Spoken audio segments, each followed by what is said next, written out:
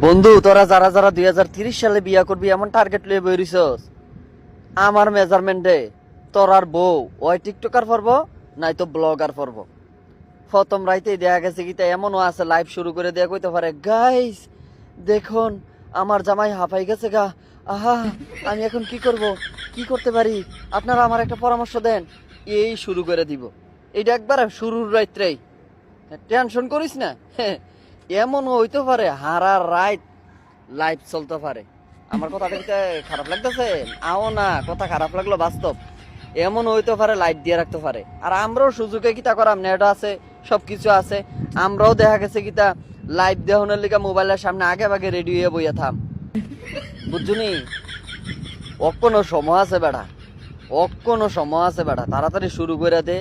বুঝে টুঝে তাই লিয়ে সেটা কোনো রকমের সিস্টেম করে বিয়াটা করে লাগা। কিতা যে শুরু করছিস বেটা, 30 সালে দেখবি এমনও তো হইতে পারে 30 সালে যাক আলু ভর্তা বেশিক্ষণ রাখলে যেমন হয় এমনও পড়তে পারে কপালো।